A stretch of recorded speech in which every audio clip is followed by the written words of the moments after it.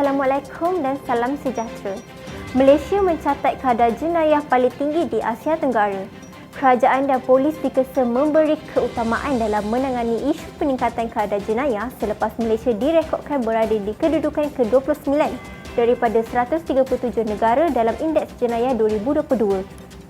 Kesaan disuarakan oleh Gerakan Berdekatan Malaysia menjadi negara dengan kadar jenayah tertinggi di Asia Tenggara. Gerakan bantah dasar kerja 4 hari seminggu. Parti Gerakan mendakwa produktiviti negara akan merosot sekiranya kerajaan melaksanakan dasar waktu kerja 4 hari dalam seminggu. Dasar tersebut tidak sesuai untuk Malaysia kerana struktur ekonomi dan keadaan negara berlainan berbanding negara barat. Rugi 44 jam sebulan disebabkan masalah kesesakan lalu lintas.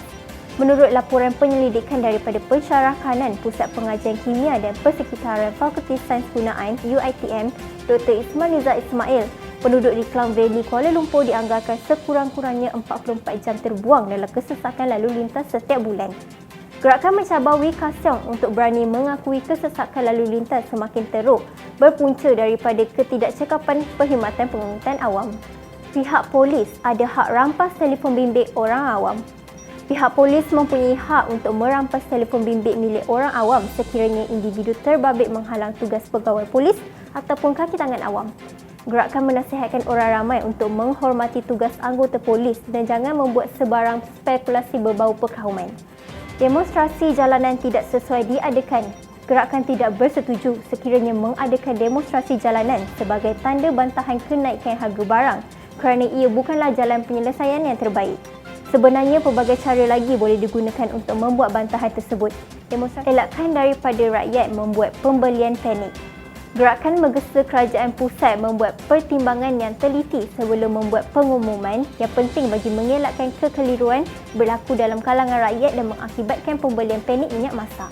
Faktor yang menyebabkan pembelian panik minyak masak dan kekeliruan dalam rakyat berlaku adalah terdapat pencagahan antara kenyataan dibuat Perdana Menteri, Kementerian Perdagangan Dalam Negeri dan Hal Ehwal Pengguna dan Kementerian Perusahaan Perdagangan dan Komoditi. Sila selesaikan sendiri, jangan jaga tepi kain orang. Parti Gerakan baru-baru ini menyela tindakan Datuk Seri Ahmad Zahid Hamidi yang tidak fokus terhadap masalah dalam Parti UMNO, sebaliknya mengalih perhatian orang ramai terhadap pemimpin-pemimpin Perikatan Nasional yang lain di dalam kes perbicaraan mahkamah beliau. Pendedahan yang dibuat oleh bekas ahli Majlis Kerja Tertinggi MKT UMNO Datuk Seri Tajuddin Abdul Rahman baru-baru ini jelas menunjukkan kedudukan sebenar UMNO di peringkat kepimpinan tertinggi. Tambah pemberian bantuan kepada rakyat. Gerakan menyarankan agar kerajaan negeri menambah jumlah bantuan yang diberikan kepada rakyat agar dapat menampung kos sara hidup ekoran daripada peningkatan mendadak harga barangan keperluan ketika ini. Pengubahsuaian Muzium Pulau Pinang tidak berjalan lancar.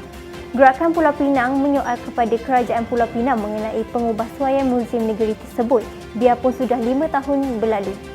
Bina lebih banyak perumahan kos rendah di Pulau Pinang.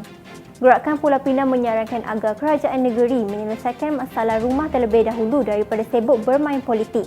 Dalam pada itu, gerakan menyarankan agar kerajaan negeri membina lebih banyak perumahan kos rendah kerana dengan keadaan ekonomi sekarang menyebabkan ramai rakyat tidak mampu memiliki rumah impian mereka.